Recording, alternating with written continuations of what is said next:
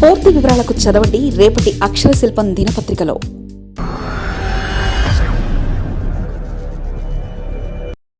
ఒక్కో ఉద్యోగులపై పొదుపు కత్తి, ఉద్యోగుల ఆర్థిక ప్రయోజనాల కోతకు సిద్ధం. ఉత్పత్తిపై దృష్టి సారించకుండా కాస్ట్ సేవింగ్ వైపు మొగ్గు. బోనస్, పీఆర్పీ, ఈఎల్స్, ఎన్కాష్మెంట్స్ పై వేటు. ఒక్కో ఉద్యోగుల మెడపై కోతల కత్తి. విశాఖ స్టీల్ ప్లాంట్ ఉద్యోగులపై పొదుపు కత్తి వేలాడుతుంది. వారి ఆర్థిక ప్రయోజనాల కోతతో ఆందోళన వ్యక్తమవుతుంది. ఉక్కు పరిశ్రమ ప్రైవేటీకరణ నిర్ణయం తీసుకున్న నాటి నుంచి ప్లాంట్లో నిర్ణయాలు కార్మికులు, ఉద్యోగులను కలవరపెడుతున్నాయి. ఒకవైపు స్టీల్ ప్లాంట్ ప్రైవేటీకరణ కాదని రాష్ట్రంలో కూటమి ప్రభుత్వం చెబుతున్నప్పటికీ క్షేత్రస్థాయిలో పరిస్థితులు అందుకు భిన్నంగా ఉంటున్నాయి. ఇప్పటికే పరిశ్రమలో 2 కీలక విభాగాల్లో కొన్ని సెక్షన్లు ప్రైవేటుకు అప్పగించాలని నిర్ణయించారు. ఈ విభాగంలో వీపీపీ విధానాన్ని అమలు చేయగా మరో విభాగానికి సంబంధించి ఇప్పటికే టెండర్ నోటీసులు జారీ చేశారు.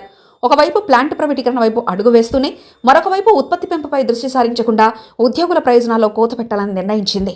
ఉత్పత్తి ఆధారంగా జీతాలని చెప్పిన యాజమాన్యం ఇప్పుడు ఉద్యోగుల ప్రయోజనాలు తగ్గించి కాస్ట్ సేవింగ్ కార్యక్రమాలు అమలు చేసేందుకు అడుగులు వేస్తుంది. 3వ బ్లాస్ట్ ఫర్నేస్ కార్యకలాపాలు ప్రారంభమవడంతో నిర్వహణ వ్యయం పెరిగింది. ఉత్పత్తి గల నిల్వలు అందుబాటులో లేవు. రా మెటీరియల్ నిల్వలు అడుగంట ఎన్న కుంటిసాగుతో ఉద్యోగులకు అందాల్సిన ఆర్థిక వ్యవహారాలపై వేటు వేస్తున్నారు. దీనిపై కార్మిక సంఘాలు ఆగ్రహం వ్యక్తం చేస్తున్నాయి. ఓవైపు ప్లాంట్ని ప్రైవేటీకరణ చేసేందుకు కేంద్ర ప్రభుత్వం కుటిల యత్నాలు ముమ్మరం చేస్తుంటే మరోవైపు ఉద్యోగుల ప్రయోజనాన్ని దెబ్బతీసేందుకు విశాఖ ఉక్కు కర్మాగారం యాజమాన్యం సిద్ధమవుతుంది. ప్లాంట్లో ఏ చిన్న ఆర్థిక సమస్య వచ్చినా ఉద్యోగులు, కార్మికులకు సంబంధించిన వేతనాలపై చూస్తూ వాటిని తగ్గించడమే తమ లక్ష్యమన్నట్టుగా గత కొంతకాలంగా వ్యవహరిస్తుంది. దీంతో స్టీల్ ప్లాంట్ ఉద్యోగుల పరిస్థితి రోజురోజుకు దిగజారుతుంది.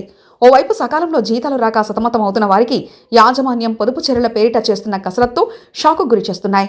2021 జనవరిలో స్టీల్ ప్లాంట్ ప్రైవేటీకరణ వ్యవహారం బయటపడినప్పటి నుంచి ఉద్యోగుల తలరాతలు పూర్తిగా మారిపోయాయి. ప్రైవేటీకరణ నిర్ణయం తర్వాత ప్లాంట్పై ముప్పటి దాడి ప్రారంభమైంది.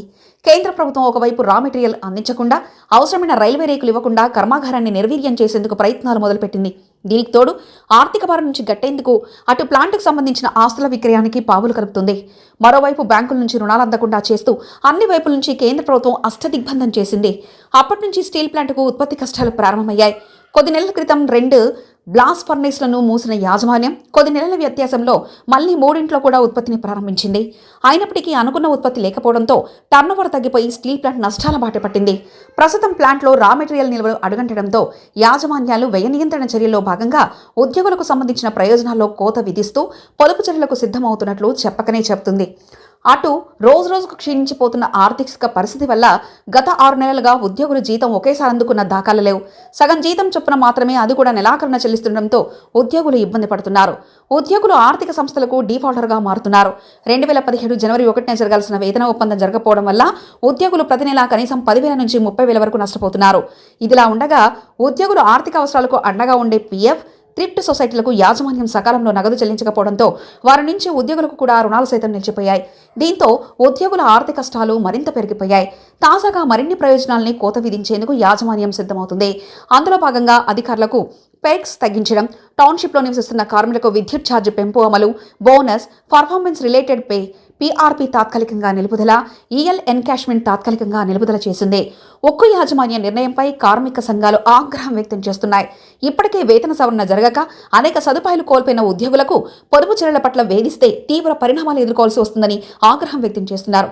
ఈ అంశంపై యాజమాన్యంతో ఆమీతూమి తేల్చుకోవడానికి కార్మిక సంఘాలు సిద్ధమవుతున్నాయి. మరిన్ని కథనాల కోసం సబ్స్క్రైబ్ చేసుకోండి మీ అక్షర శిల్పం. పూర్తి వివరాలకు చదవండి రేపటి అక్షర శిల్పం దినపత్రికలో.